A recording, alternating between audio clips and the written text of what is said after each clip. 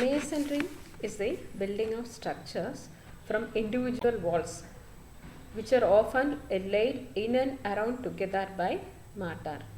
Already we have seen what are the types of masonry which are used in the building. So in this video we are going to see what are the defects. So if we are taking the materials used in masonry are brick or stone. So these are all the most commonly used material. So among that two types, brick is the man-made material. There may be the defects during the manufacturing or during the construction. There are the chances of defects. So now we will see that what are the defects, how we can restrict or prevent the defects. The first defect is sulfate attack.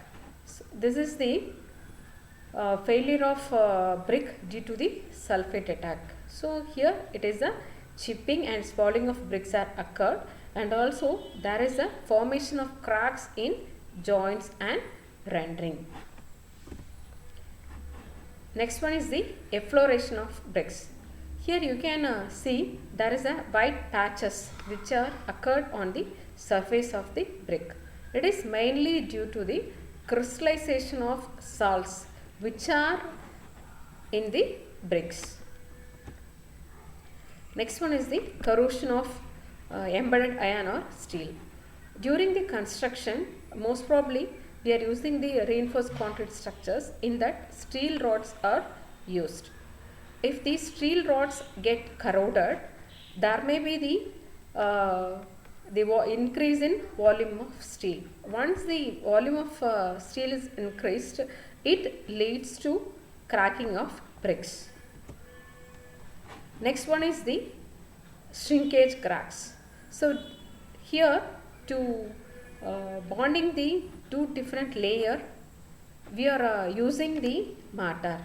If some shrinkage which is occurred in the cement mortar, there may be the chances of shrinkage cracks in the brick. So therefore proper care should be taken to avoid these types of defects. So from seeing some video, how we can rectify that and how we can avoid the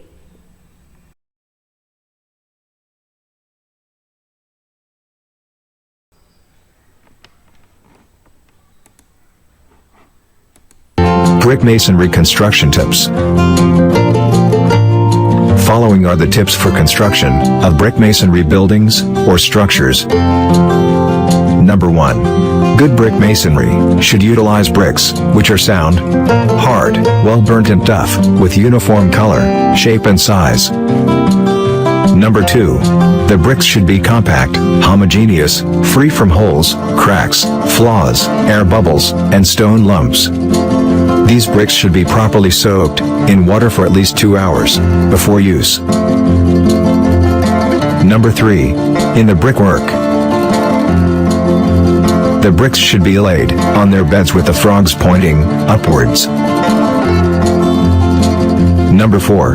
The brick courses should be laid truly horizontal and should have truly vertical joints. Number 5. As far as possible, the use of brick bats should be discouraged. Number 6.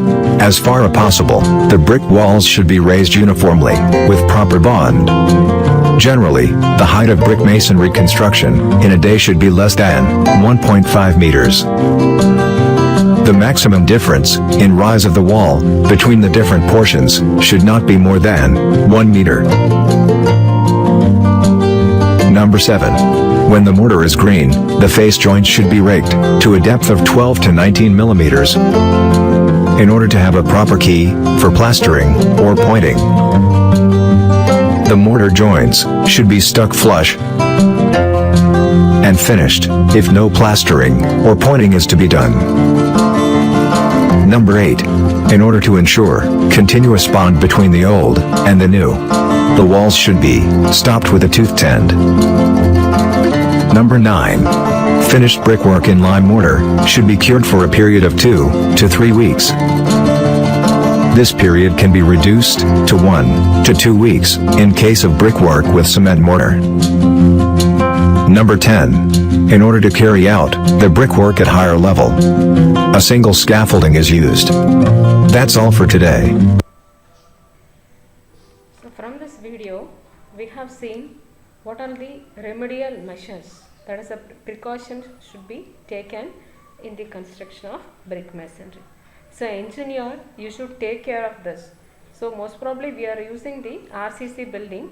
We are concentrating only on the structural elements. We are not concentrating on the non-structural element, that is walls.